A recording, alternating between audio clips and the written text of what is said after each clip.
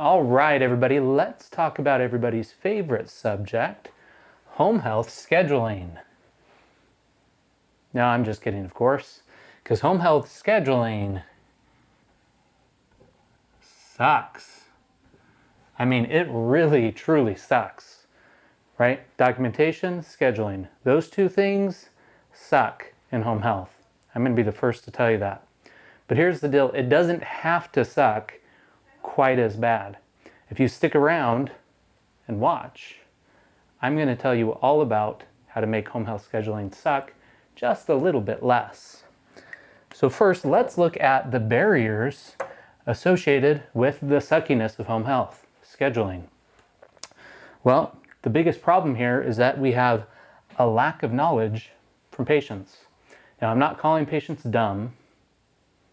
Rather, there's things they don't understand that gets in the way of scheduling. Okay, so we're going to start with patients. Lots and lots of patients. We see so many patients. They don't understand that. Most of them don't. Some know you're seeing a bunch of other people during the day, but many think that you're either just seeing them or just one or two others. They think maybe you work in a clinic and you're doing a special favor coming over and you have all sorts of flexibility. Not so. We have a lot of patients. They don't know that. Number two, our patients are used to not answering the phone.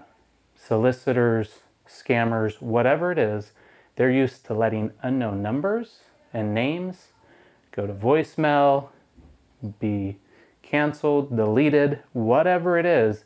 They're not used to answering calls and texts from numbers they don't have. That's an issue. Next, the patients don't understand, in general, that scheduling, it's not about me, it's not about you as a provider.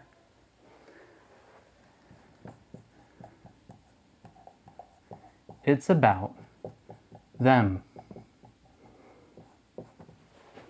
How is scheduling about the patient?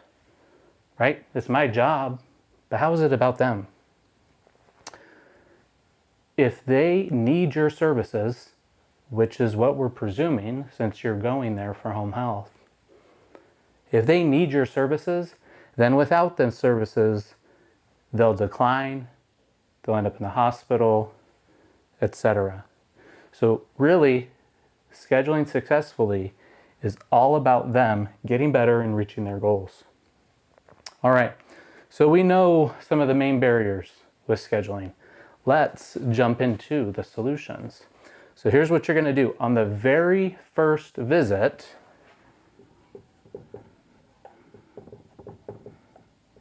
you're going to do some things.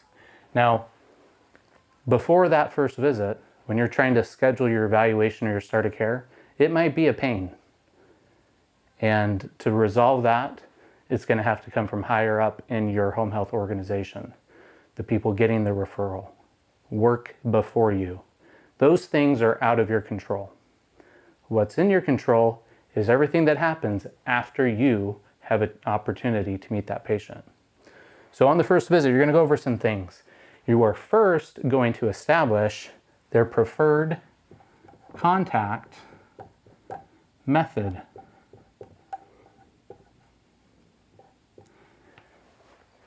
Do they want to text? Do they want to call? Do they want you to contact their dogs, best friends, mothers, uncle? Whatever it is, you need to figure out what is the best way that I can contact you where you can quickly accept my call or my text and respond so that we can get scheduled. Okay? Number two, you need to explicitly ask them to answer calls and respond to texts. Going back to this over here, they're used to not doing these things. You need to tell them, please answer calls from numbers that you don't have. Save my number if you need to. answer text, whatever it is, whatever their preferred method is. Do that for the duration of home health so that we can communicate. Next, couple things here that might not apply to every patient, but if they do, they're very important.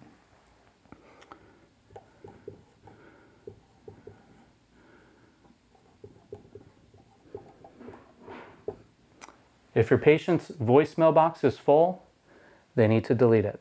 They might need help. Help them out. Show them how to do it. They need to have voicemail available. If they're using a cell phone, their cell phone needs to be charged. Pretty simple, right? But maybe they don't have a good place for the charger. Things fall off and get lost, so the phone doesn't get charged, and then you can't contact them to schedule. These two things, like I said, they might be not for every patient, but if they apply to your patient, which you'll find out real quickly, they're going to be very, very important.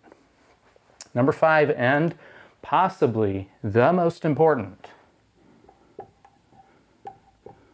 you need your patient to respond promptly. Okay? If they aren't able to take the call or get the text immediately, respond as promptly as possible. All right, if you miss my call or my text, please respond to me within 5 to 10 minutes so that I can make sure I get you the time that will work for you, so I can get you scheduled into the day so that we can meet, so we can continue working towards your goals. Extremely important. Okay. Number 6,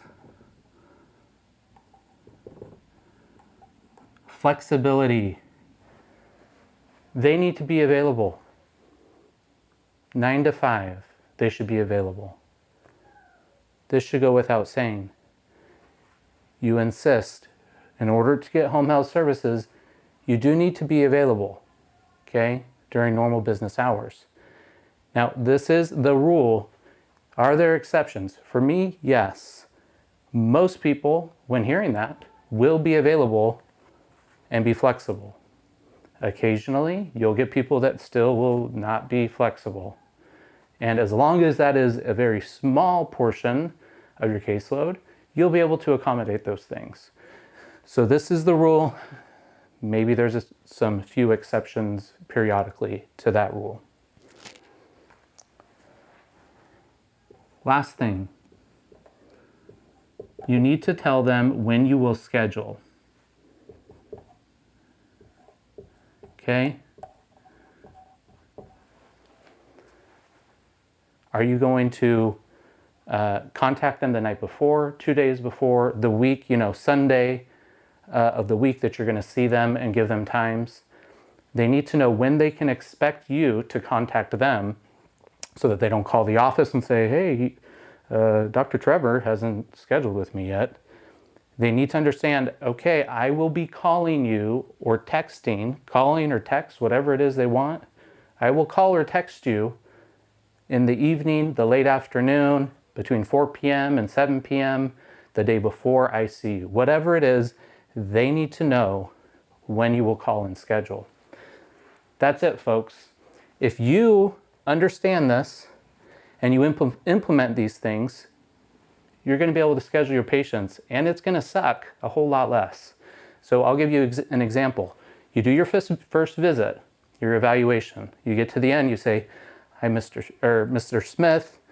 It was nice seeing you today, nice meeting you. Before I leave, I'd just like to iron out a few things.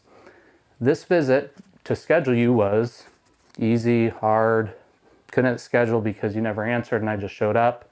Whatever it is, in order to make it so that I can schedule with you and we can get these visits done so you, remember about them, you can get better and reach the goals, the things that we just talked about. In order to do that, there's a few things I'd like to go over with you really quick.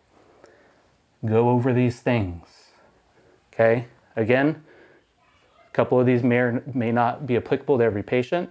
Go over those things so that in the future, after that first visit, scheduling can suck a whole lot less. All right, hope you found this helpful. If you did, of course, like, subscribe. If I missed something, go ahead and comment down below. I'm sure I missed something. I'll respond to your comment. If I know the answer, I'll give you an answer. If I don't, I'll tell you I don't. Thanks again.